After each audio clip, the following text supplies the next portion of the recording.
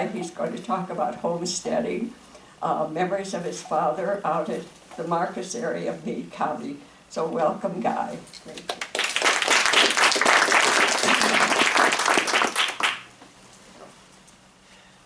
I didn't think I'd be nervous until a couple people showed up here, and now I gotta tell the truth pretty much. I'm by no means an expert on homesteading, but a strange thing happened to my family. My oldest daughter, Patricia Henderson, was in Washington, D.C. Her husband was stationed there. And she went down to the National Archives and found my dad's homestead.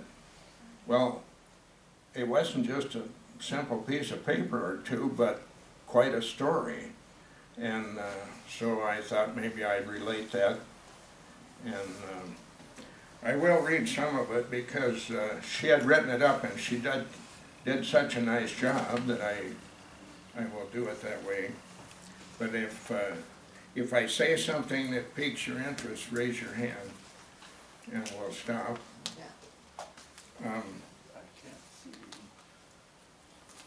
Imagine, if you will, gently rolling hills of the Virginia Appalachians, the verdant river valley of Independence, Virginia, predictable rainfall, trees, and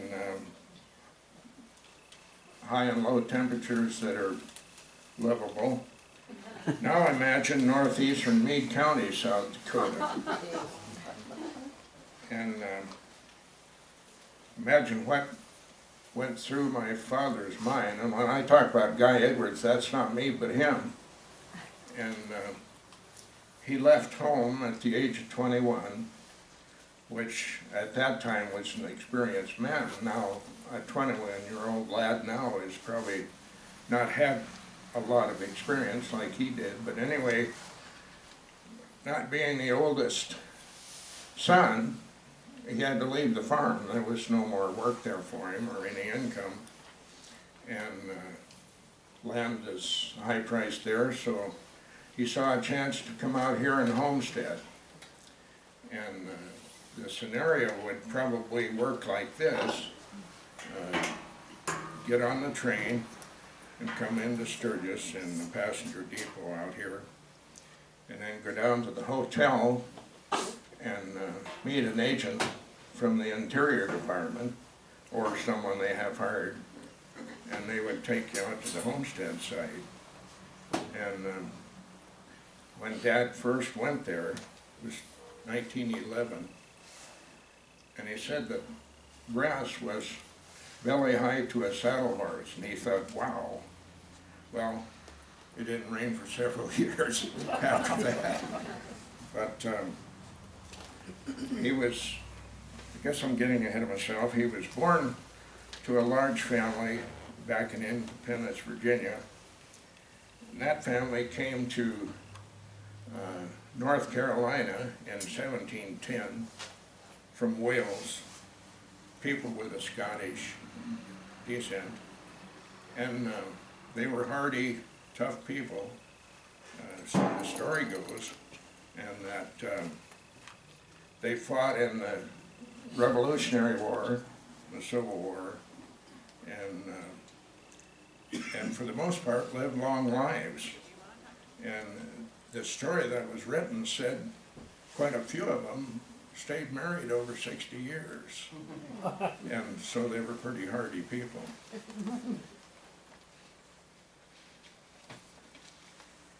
Anyway, Guy's early education was going to school after the harvest was done in the fall, and then leaving school in the spring to do the planting. So the time he was in the 7th grade, he was the same age as the teacher, and he got a crush on her, and he said, I gotta leave, so he left.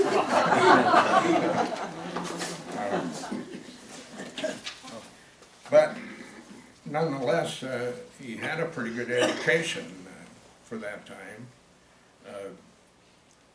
He would quote poetry and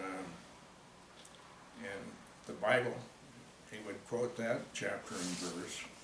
And he told about when he was out there alone in the early winter, first winter, bitter cold, and so he'd get up in the morning and feed the livestock and water them, and then crawl back under the covers and read to save heat, keep the stove turned down. So that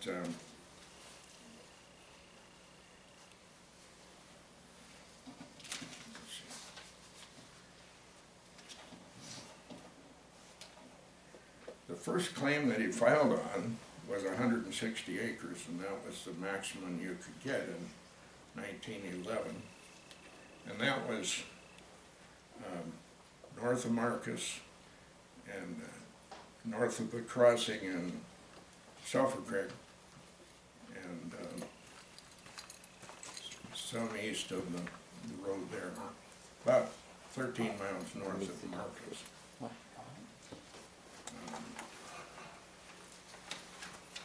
He found a job on a cattle ranch down the way, another 5 miles. And so he would work there during the week and come home and work on his claim. There was a certain amount of things you had to do. And one of the first things was you had to have some kind of a residence. And so he dug out, and then he built a sod structure to live in, you know, and try to get that done before winter. Anyway, shortly after that, he got a letter from home, and his sister was sick and was dying. And so he relinquished his homestead and headed back to Virginia.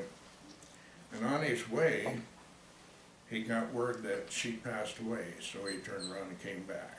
And he went back to work on the cattle ranch.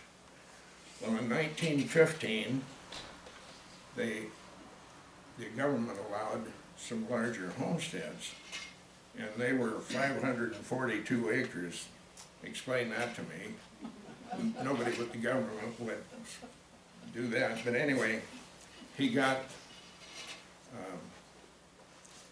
a homestead, and he moved on that and started work on that.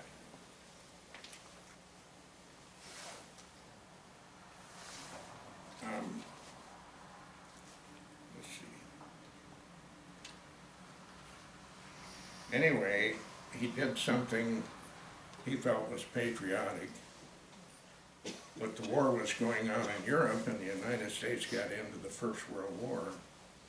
So he joined the Navy while having a homestead. Anyway, all hell broke loose.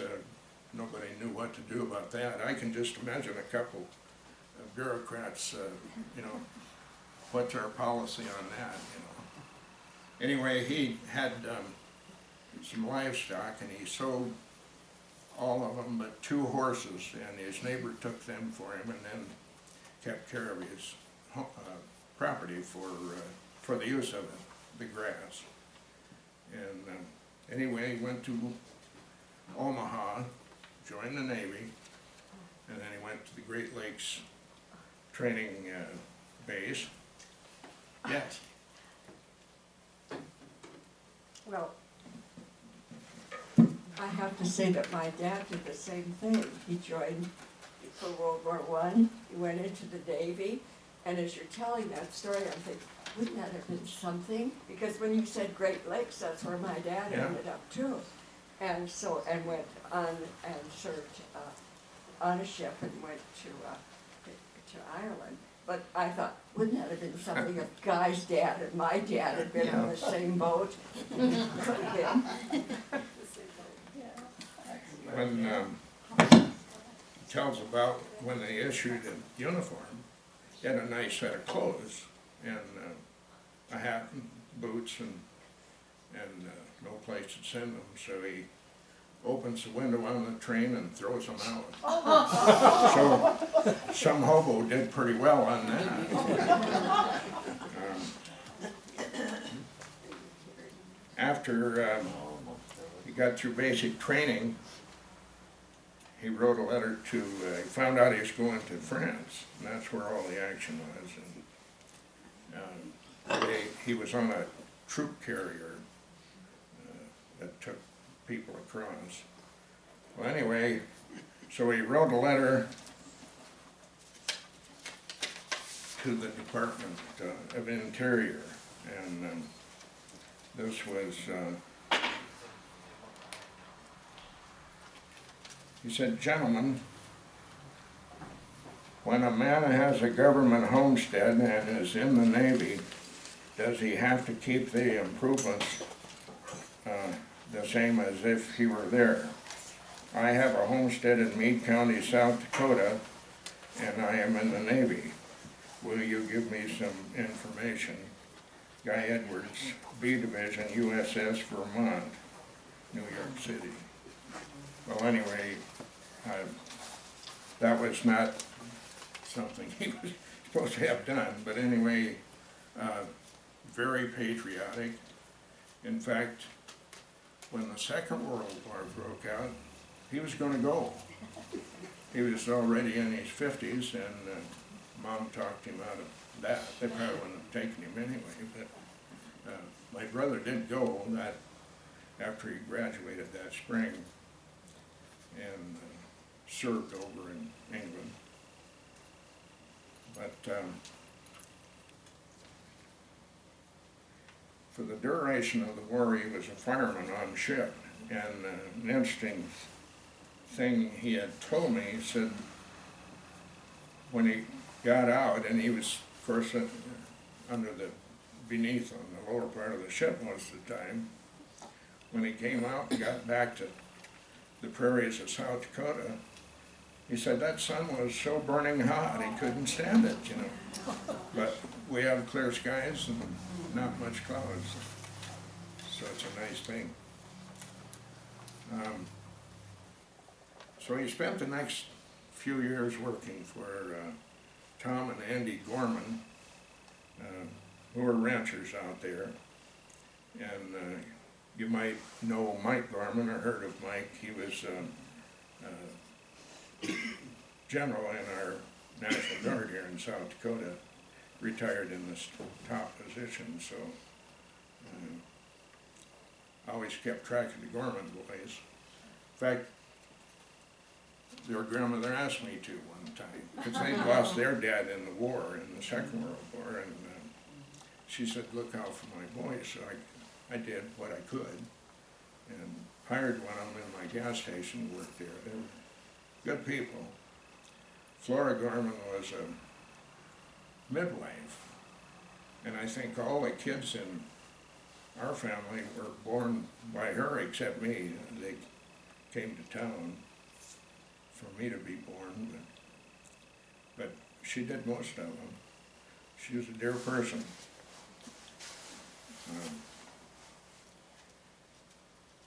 Anyway, White Owl, South Dakota had a newspaper called the Oracle, a weekly, and it was published in there that he had filed a notice of intent not to plow up the ground. And that was another thing you were supposed to do. But he said it was so rocky, it was foolish. And you had to plow up 10 acres. So anyway, he applied for that, and so he went through another round of bureaucracy. And anyway, he finally got his final certificate in 1922. But another problem arose. Some unknown person hired this George Griffin out of Rapid City, who was kind of a land shark, to try to get his homestead away. And because they were saying he worked on that cattle ranch and he didn't come back to prove up on it. Well, anyway, it was fortunate he had some really good neighbors and they liked him. And so the department sent an investigator out from Cheyenne, Wyoming to Marcus to see what was going on, and investigated it, and they said he hadn't built any building, but it couldn't be seen from the road. It was back remote. And anyway, this inspector noted all these things, and his final conclusion was that this George Griffin was a crook. And so they went ahead and filed his certificate to get the homestead.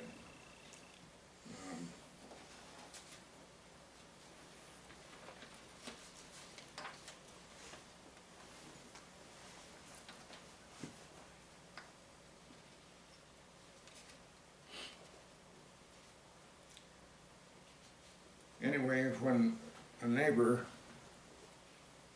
testified, his name was Eli Lutz. Do you remember anybody by that name? I'm sure Vern does. And, oh man, sorry, I forgot about this. Just clicked it off.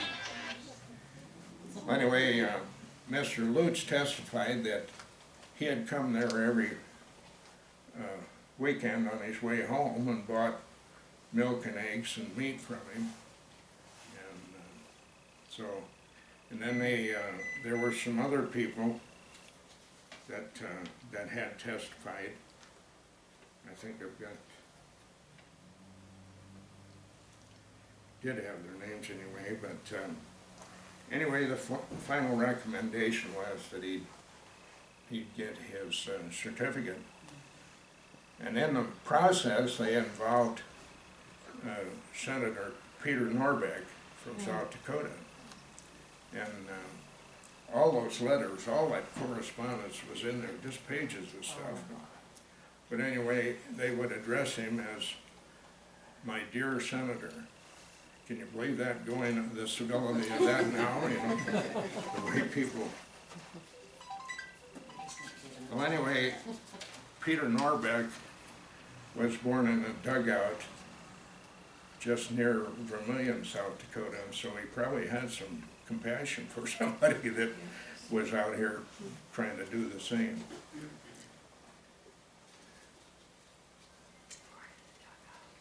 So anyway, that pretty much took care of getting the homestead. Then Dad married Marcella May Hart in 1923, and her father, Andrew Hart, had come here with a large family from Lamar's, Iowa. And kind of an interesting incident on the way, they had a couple wagon loads of kids and goods and people and others on horseback and cows. And anyway, they passed this one place and their cows got mixed up with those folks' cows, and they got pretty upset and came looking for him, and they all were carrying a club, 3 of them. And so the fellow that was on the wagon with him, he said, "You watch the wagon, I'll take care of this." So he took the clubs away from them and whipped them, all 3 of them. And come to find out, he had been a boxer back in Iowa, so he knew how to do that. And he also was a professional foot racer. And when he was in Iowa, he would go to the county fairs and the state fair and that, and bet on himself. And he'd strip down to his track shoes and shorts and fly on his feet. He was very fast. In fact, Dan Regan, you know Dan, and said that a couple of my mother's sisters could have gone to the Olympics if they'd have been born and raised somewhere besides Market, South Dakota. Nobody heard of them, but they could really fly. So guess what? I didn't get that gene. I ran a long time in one place.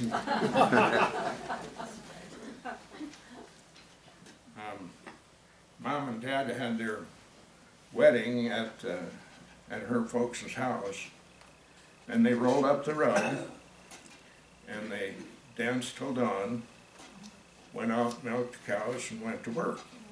You know, that's kind of like a story. It was my cousin told. They milked a lot of cows, and he got married on that Sunday, and he asked his dad about going on a honeymoon, and he said, sure. He said, just be home by milking.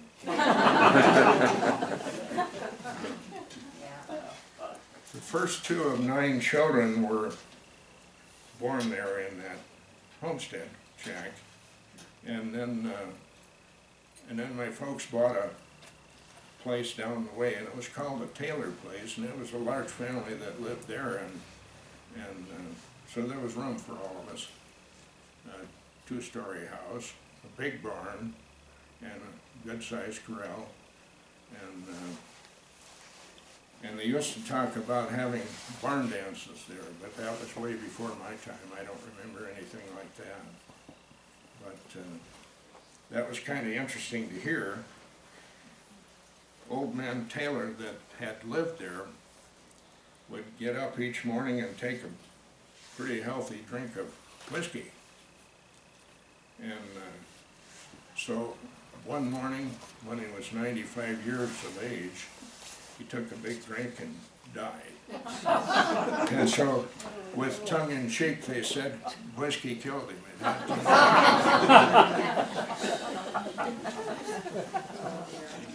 There was,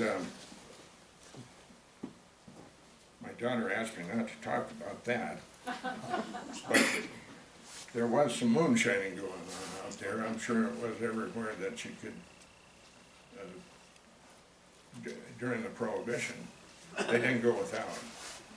And there was one story about this fellow that made moonshine, and he would meet the man on the cream route under a bridge, and he'd drop the bottles of shine in the cream cans. Nice sanitary, but anyway, then he'd take it into town and sell it. And then when he came back, he'd bring a load of sugar so that they'd have more to start with again. Then there was another story about this man and his wife that sold moonshine, and they had a car with a rumble seat, and they had the shine back there, and she'd sit in the back, and if the revenuers got too close, they'd drive along and she'd drop those bottles in the road ditch. And they said she was so good that she never broke a bottle.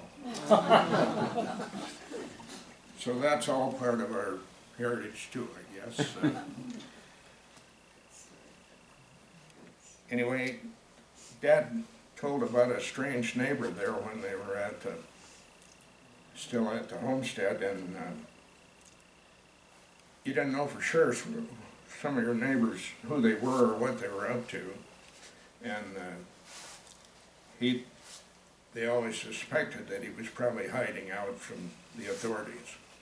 But anyway, he knew a lot. He was, people would take their paperwork there and he'd look it over and tell them what to do and where to sign and whether or not to, you know. So he's probably a lawyer that got in trouble and had to go west.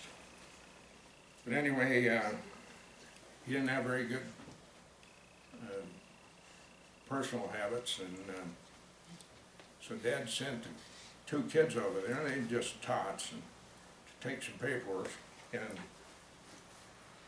anyway, he was glad to see him and was going to fix him a jelly sandwich. And he had the jelly jar out, and they looked and there was a dead mouse in the jar. And so they ran screaming home. Dad had to go back and get the papers. Dad said he carried a rag in his hip pocket and he'd wash the dishes with it in the morning and then use it when he greased the axles on the buggy.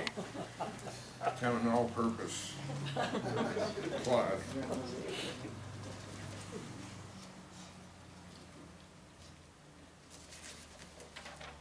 Said I was going to read this, and I didn't anyway, but there was another notable neighbor, and I remember him. He was, quite a lot of the people were immigrants. A lot of Germans, and a lot of Norwegians, and that descent anyway, and some of them even talked brokenly. And but anyway, he was a neighbor, and Dad would go over there and on his way to town into Faith and give him a ride so he could do some shopping or whatever he could. But anyway, a couple of kids or three would go along. Mom never did go in the cars, you know. Model A Ford with no heater much. That was no thrill for her, so she stayed home. But anyway, he was always kind to us, and when we would come home, he had a beautiful garden, and let us pick out our own melon we could take. And his yard, you know, it's just flowers and tulips, and like you might guess from a German immigrant. Mom said he saved enough by not bathing, you know, that he could keep those flowers going. But I remember he would say, he'd call us kits, K-I-T. He'd say, hey Kit, throw the bull over the horse, throw the bull over the fence some hay.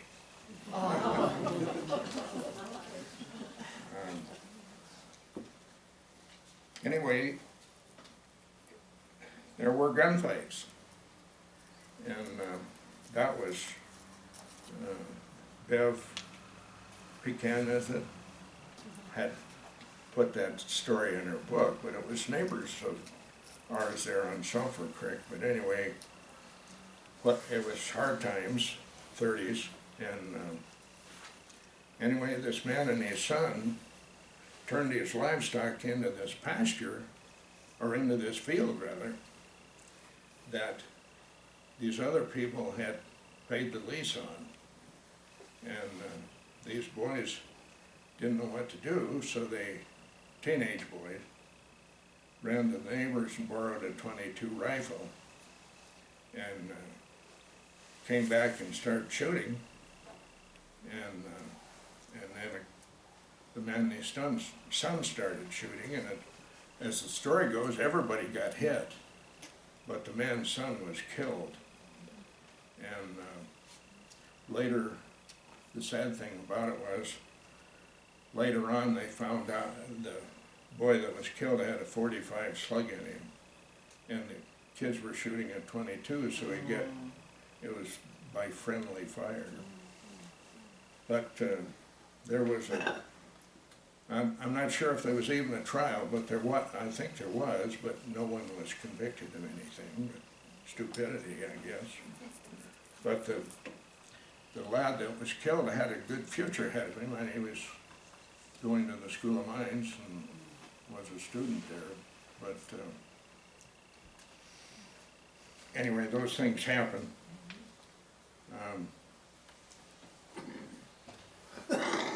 They talked about working from dawn till dark, or before dawn and after dark, but on the other hand, they had some time for foolishness. And Dad tells about a neighbor that went back east to take care of some business. I suppose somebody passed away or whatever in the family, but the neighbors promised to take care of his place.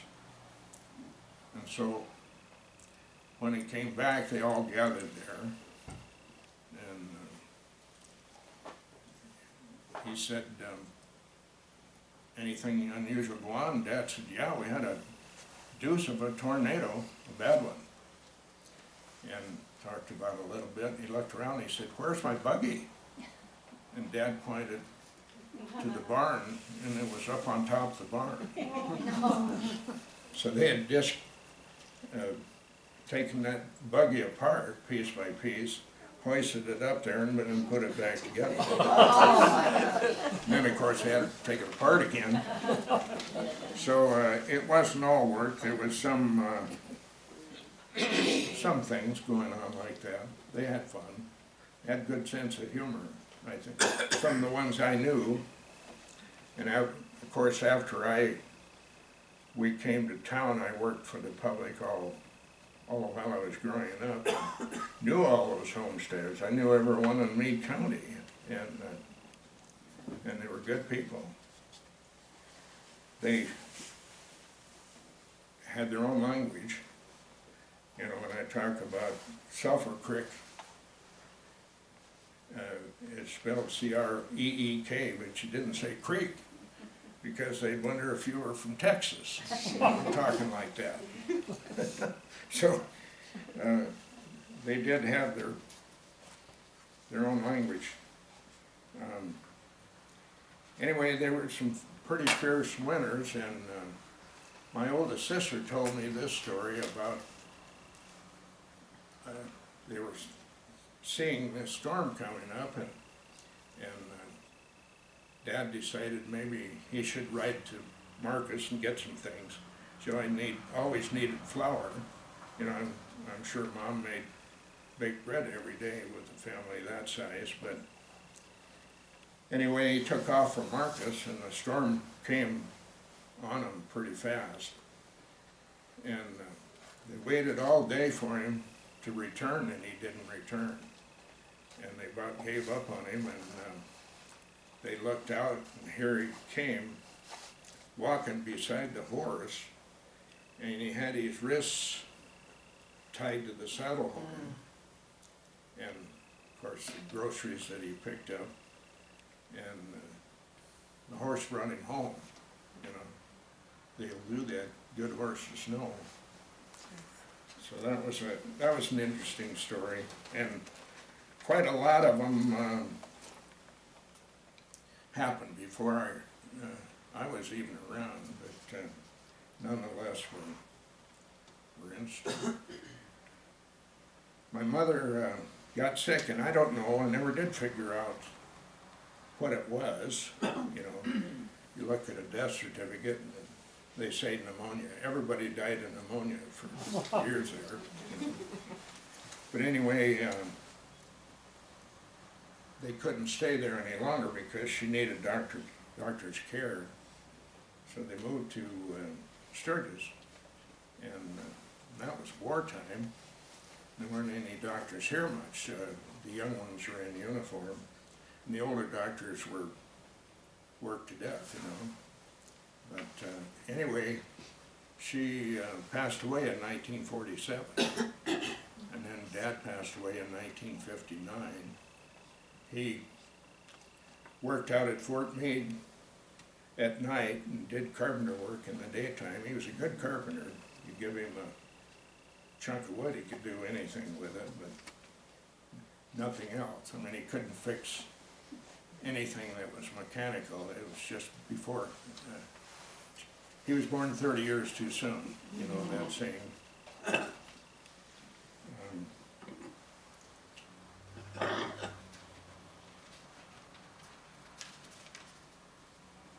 A couple of things that you had to laugh at later, and the humor that people had. I remember when I was a little tyke and would get a pout on and threaten to run away from home and gather up my stuff, which wasn't much, maybe a pocket knife. And Mom would say, well, be back by Friday. And then I'd think, well, what's going on Friday? You know, so then I got to worried maybe I better not leave.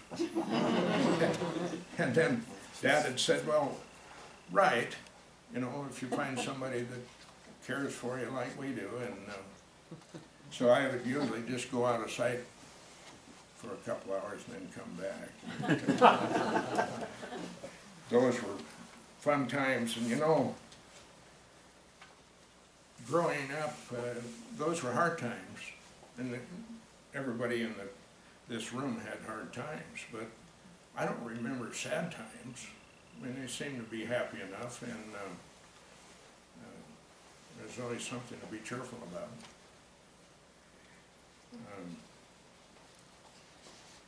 Anyway, there was another custom that the homesteaders had.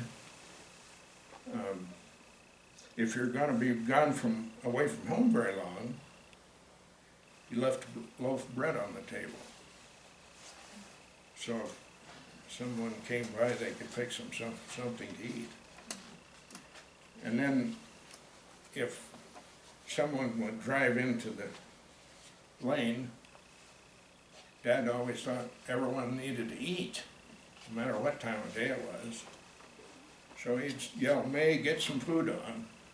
And she could, you know, roast beef and mashed potatoes and gravy and vegetables and a pie in the oven in a short time. But they canned everything, and it was right there handy. But I don't know where he got that idea, but if you came there at 10 o'clock in the morning, you ate, and if it was 3 in the afternoon, you ate, you know. Anyway, I thought I might explain these pictures.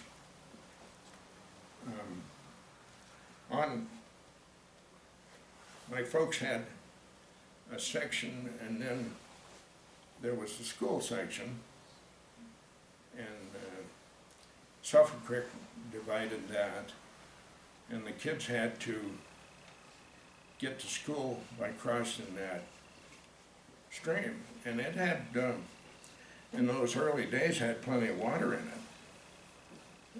You know, before they started farming heavily and building stock dams, there was always a lot of running water and not many crossings, and so these old cowboys engineered that bridge, and it's still there. But they poured concrete, buried that, and stuck these steel beams in on both sides, and ran a cable on each side back, and then built a woven wire basket and then a treadway, and you can see them in the pictures there. And that's the original picture there had 1920 written on the back, so it was there a long time. And it said the Schmidt girls, so it was probably some of John's sisters. But that was kind of an interesting thing. And then I went back like in the 80s and took some pictures, and you can see them there. But it was still there, in pretty bad repair, but because they didn't use it anymore. But there weren't many crossings, and that was always a problem. When the homesteaders came from the east and brought their goods and their wagons and all that, they had to cross the Cheyenne River, and it was a pretty big chore. And they had a place called Pedro. It's still there. I saw it here a couple of years ago. And they'd float people across there and get them on the north side. So rivers and streams were quite formidable at that time. Anyway, then there's a picture there of a homestead shack. And a typical homestead shack, if you can believe it, was 10 feet by 12 feet. And the reason for it was, well, that'd be like your garden shed, you know. The reason for it was that's how much lumber would fit in a wagon box. And it generally wasn't really good lumber, it was rough lumber. And then they'd nail tar paper on there, and you can see those metal rings. They'd drive the nail into the metal ring and kind of hold that paper from tearing. And some of them, by the pictures, never did get any more than that. I talked to this one lady, she was a Gorman, and she said that her mom had a homestead and her dad had a homestead. They got married, so they brought the shacks and put them together. She said we had the first duplex in the county. But when I first started in real estate, of course, a lot of them are there yet, but a lot of those homestead shacks ended up here in town. So you see an old house with different heights of roof. That's what they did. They'd buy a lot, which weren't expensive at that time, and bring them in and nail them together, make a house. So, and there's another picture of an old jalopy, and I don't know what that was all about. That was my folks sitting in it, but I don't think Dad had anything to do with that because he wasn't mechanical minded at all. He could drive down the highway and see a horse and he could tell you how much it weighed, but he couldn't start a car and make it run hardly. But so you're welcome to look at those. And that's pretty much what I have. I got a certificate here was the final certificate. Then there was a map that shows where the homesteads are. So. I hesitated to interrupt you guys, but along with this moonshine that you were talking about and the bridge, etc., when we were running the Red House store, different times people would come down maybe to have their vehicles worked on over at the garage. Well, they'd come to the store and sit all afternoon waiting and visit with me. And in this one case, this fellow that came down, I won't mention any names, but as a boy, and he was, I don't know what age he was then, but when he was young, Marcus was quite a community. They had, a big store and creamery and all kinds of good stuff. He'd worked at the store, and he had to go into Faith once a week. He'd take the cream in and bring groceries back in this old truck.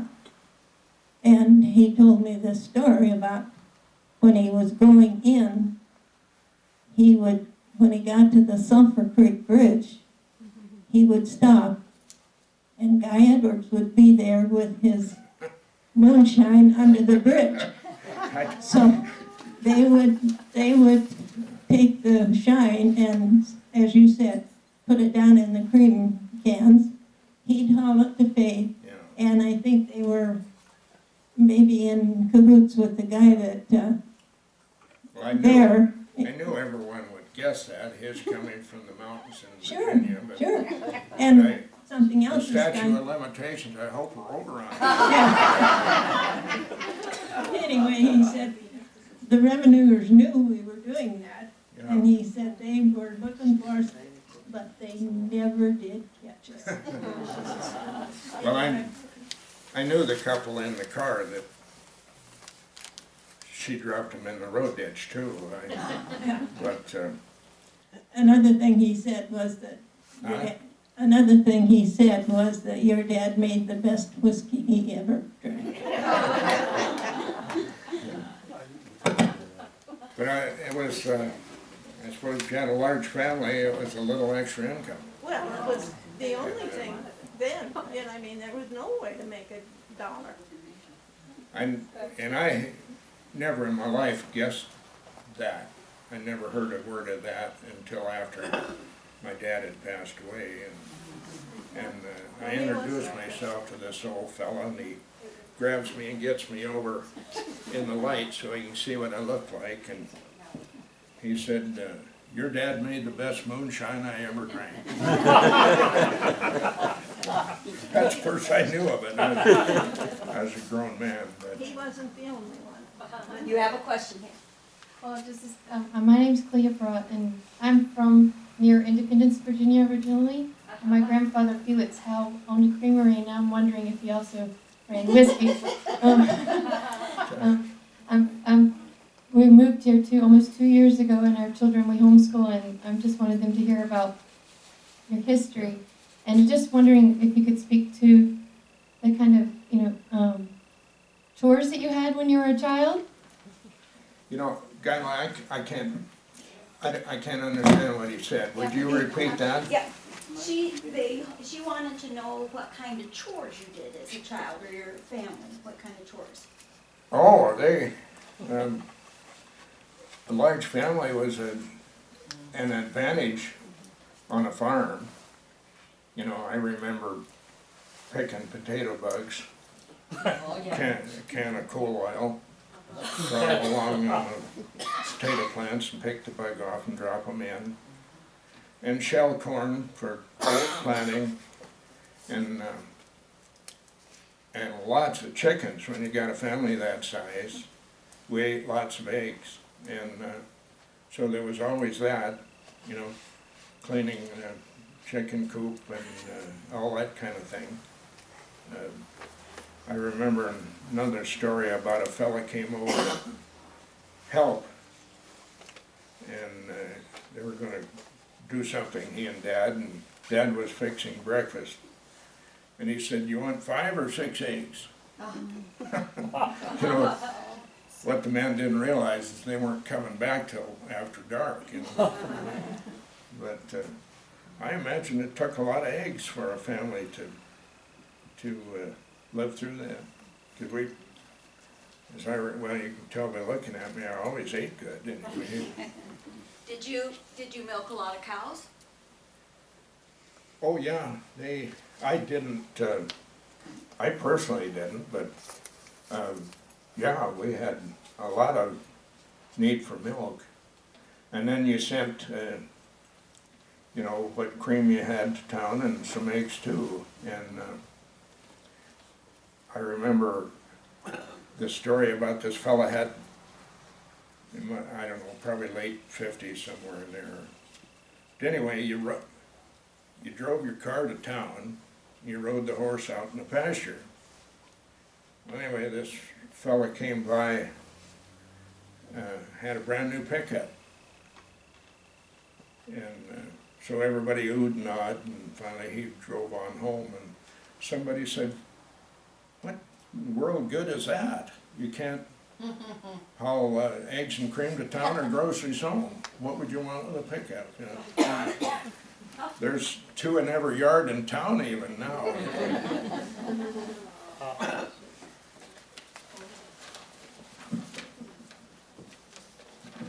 I remember picking the potato bugs, you know, all that. But we used to get, every year, 500 chickens that were brought on the railroad by Gurney. So we raised 500 chickens, and that's what we ate. Yeah. And you had to take care of them, you had to make food and all that stuff out there. That was our kids' job. Well, I remember after we lived in town, I raised chickens, and you'd get the baby chicks, they'd come in on the train. You'd go up and unload them there. And we put them underneath the kitchen stove when they first came, Yeah. and laid the boxes out, and you put them under the kitchen stove until they got old enough to go out. I'd forgotten about that, but that's, Guy, you mentioned that so many of them they're immigrants that came over. Do you remember if they ever went through any process of citizenship? My grandparents too came from Germany, and I don't remember any indication of talking about becoming citizens at any time. Well, I think they did, as I recall, because they had to have some port of entry they came into. You know, if they were coming from Europe, they came into New York City at, what's that island? Yeah, Yeah. and so I'm sure they probably did, but I don't know that. Most of them did apply for citizenship. My great-grandfather, I just got his naturalization papers, and he Yeah. came in at 1880s, and he got them, I think it was 9 years after he'd been here. Well, I'm the ELL director for our school district. That's our students that come in that don't speak English. And in a lot of the history, a lot of them came, it had to wait 7 or 9 years because most of them had to pay for their passage before they could reach for their citizenship. So a lot of them had to work to pay off their passage before they could apply for citizenship, though that many years ago. and I think they were anxious to populate the land, to get these homesteads out, so I don't think they made it difficult for those people to come.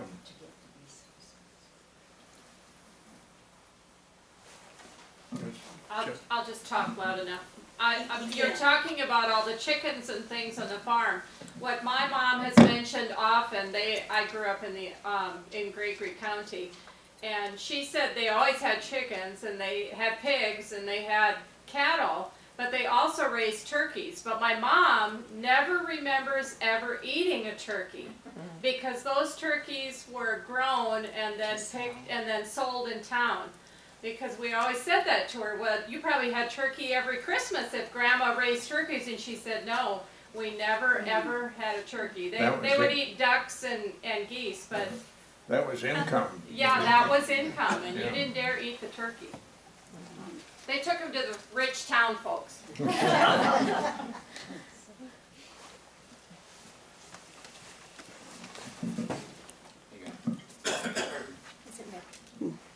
Speaking of homestead shacks, my grandma and grandpa Bishan had some land 15 miles east of town, and we grew up on that farm, and it has a homestead shack on it that was my uncle's, Pete Lorraine, and anyway, it's still there. It's red tin, and so it's still there.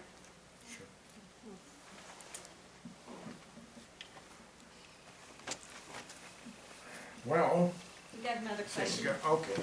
Yeah, I was just wondering if you could talk a little bit about, little bit more about the National Archives and how she found that information. And It's your sister. My sister is when she was living there, she took advantage of everything. And so when she started, all she wanted to look at was the homestead dates and things like that. She would also done some research because she was a member of the Daughters of the American Revolution. And so there were so many things in the National Archives there. But the National Archives don't just have the governmental papers. A lot of times they had letters from, for example, they might have, if you came from another country, they might have had sponsorship letters. And, but any kind of correspondence that they had with the government, or I know that she went through a lot of census papers, but she could have spent her whole life there. She loved that, and so she spent a lot of time and was able to gather a lot of information for the entire family. She made a book for each of us. All the homestead records for this area are in Montana. You can go on the internet, get maps and everything else. And I've done that because my grandpa and grandmother homesteaded. She homesteaded and then they got married, they had to join a homestead. So I've got all the records. Very Years, easy. years ago, when I was teaching out in the country, they had, the Historical Society of South Dakota had women in history, and they had all of these diaries, newspaper clippings of things of women in South Dakota. And there was a large section I would read to the kids about women who came out and homesteaded. And a lot of them came by themselves. And or they came with family members, maybe 2 or 3 people, and they all had a little homestead all in a different place. Yeah, her and her sister came out, and her sister had 2 children, her husband had died. They homesteaded. Well, I'm sure that Dad probably wouldn't have been able to keep that homestead if he hadn't had that job on the ranch, because it was cash, he would get paid, and he could put that money into his homestead. But Vern, did you want to talk about your grandmother's homestead? Say anything about it? Me? Yeah. Why didn't it take too long? Vern said it would take too long. My great-grandparents came from Iowa and they homesteaded. And then great-grandfather passed away and she stayed and proved, I knew you'd talk. They came, I think it was 1909, and there was no rain, no crop or anything, so the 5 men, I think, 5 families come at the same time, I think. They went to North Dakota to haul grain bundles, and while they was up there, my grandmother's husband died. And it goes on from there. She went back to Iowa to the funeral, and then she come back by herself with 2 little girls.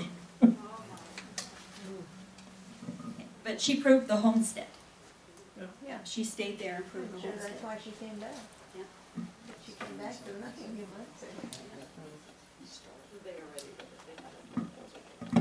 well, I came from a large family, and my mother came from a large family, and so I was related to a lot of people in eastern Meade County.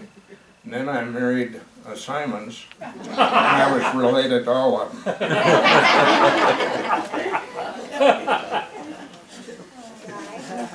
How many brothers and sisters did you have? Did I have? Yeah. There were 9 of us, 6 girls, 3 boys. I was next to the last. Well, that's what I was gonna ask. Are you and Flora at the bottom end? Yeah, Okay. Because that's the She's- only 2 I knew. I have, out of those siblings, there are 3 of us still alive, and a sister in Tucson, and then a sister Flora that she mentioned is out in Oregon. So I called them before I did this to see if they had anything to add to, and they had some good memories. Seemed like Dad always had some scheme going, but they came home one day with a bunch of wild cows and corralled them up, and of course scared the kids half to death. You know, he'd say, stay away from there. I don't know what he was doing with them, but I suppose he worked out for him. Well, thanks for putting up with me, and I enjoyed doing it.